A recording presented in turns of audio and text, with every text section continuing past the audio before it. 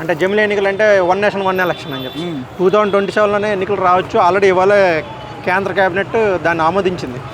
అంటే ఇప్పుడు మళ్ళీ ఎన్నికలు వచ్చే ఛాన్స్ ఉంది. అది ఈ 2 సంవత్సరాల్లో చక్కదిద్దుకోవాల్సిన అవసరం ఉందంటారా? జమిలీ ఎన్నికలు అనేది అది నేను అయితే యాక్సెప్ట్ చేయను, వస్తాయా రాదా అని చెప్పి. ఎందుకంటే కేవలం మహారాష్ట్ర ఎన్నికల ఫలితాలు వాళ్ళు నెక్స్ట్ టైం కూడా మేమే వచ్చేస్తాము అని అనుకోవడం. ఇప్పుడు జమిలీ ఎన్నికల వల్ల వీళ్ళు కేవలం వన్ ఓట్ వన్ ఎలక్షన్ అంటున్నారు, కానీ దానివల్ల 29 రాష్ట్రాల సీఎంలు అందరూ గెలుస్తారన్న గ్యారంటీ ఉందా? అభివృద్ధి అనేది మధ్యలో ఆగిపోతుంది ఇక్కడ. వాళ్ళు అది గమనించాలి. ఇప్పుడు 29 రాష్ట్రాలు ఇప్పుడు జమిలీ ఎన్నికలు అవసరం లేదన్నా మీ ఉద్దేశం? అవసరం లేదు. ఎందుకంటే మీకు మ్యాండేట్ ఇచ్చారు ప్రజలు, 5 సంవత్సరాలకు మ్యాండేట్ ఇచ్చారు. మధ్యలో వెళ్ళి రాష్ట్రాల అభివృద్ధిని, దేశాల అభివృద్ధిని ఎందుకు డిస్టర్బ్ చేస్తారు? ఇప్పుడు దీనివల్ల రాష్ట్రాలకి ఇప్పుడున్న సీఎం ఉన్నాడు, నెక్స్ట్ టర్మ్ గెలుస్తాడని గ్యారంటీ ఉందా? లేదు. ఇప్పుడు 29 రాష్ట్రాల సీఎంలు ఉన్నారు, వాళ్ళందరూ గెలుస్తారని గ్యారంటీ ఉందా? లేదు. ఎందుకంటే మధ్యలో ఒక జమిలీ ఎన్నిక వస్తే ఆ సీఎం ఇంప్లిమెంటేషన్ చేసినటువంటి వేరే సీఎం ఇంప్లిమెంట్ చేయడు.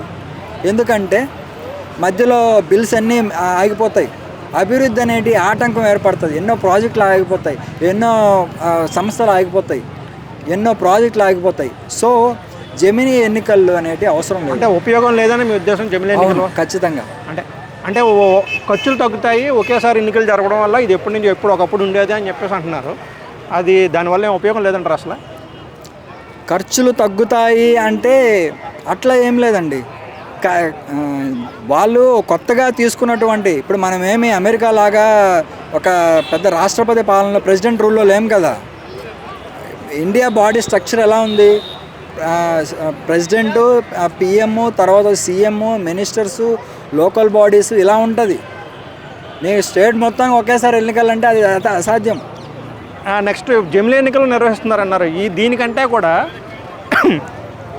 ఒక పార్టీలో గెలిచి ఇంకో పార్టీలోకి ఫిరాయింపులు చేసే నాయకులు రాజీనామా చేసి మాత్రమే ఫిరాయింపు చేయాలి అనే ఖచ్చితంగా అది చాలా. ఎందుకంటే ఇందులో ప్రధాన దోషి బీజేపీ కాబట్టి వాళ్ళు చేయరు. ఎందుకు చేయరంటే బీజేపీ ఆడినటువంటి ఉచ్చులో ఎన్నో రాష్ట్రాలు పడ్డాయి, 1-2 రాష్ట్రాలు కాదు.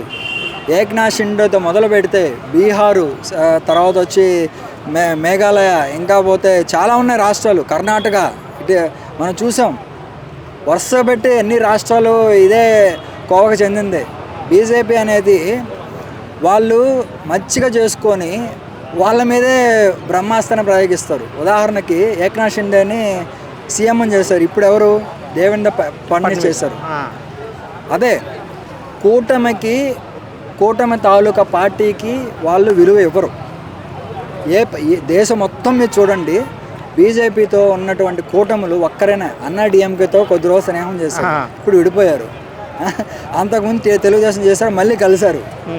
అంటే వాళ్ళ ప్లాన్ వన్ నేషన్ పాలన ఎలాగంటే వాళ్ళకి ఇట్లా విడగొట్టడం అంత అది అసాధ్యం. బీజేపీ ఉండగా ఏదైనా మంచి సిద్ధాంతాలతో కలిగినటువంటి పార్టీ వస్తే తప్పిస్తే ఇంకా అది సాధ్యమయ్యే పని కాదు. ఎందుకంటే వాళ్ళే చేస్తున్నారు. ఇప్పుడు దొందు రాసుకుంటే అంటారు కదా, అట్లానే ఉంటుంది. బీజేపీ వల్ల అయ్యే పని అయితే కాదు. ఖచ్చితంగా ఇంకా మరిన్ని గవర్నమెంట్స్ మారితే ఖచ్చితంగా జరుగుతాయి.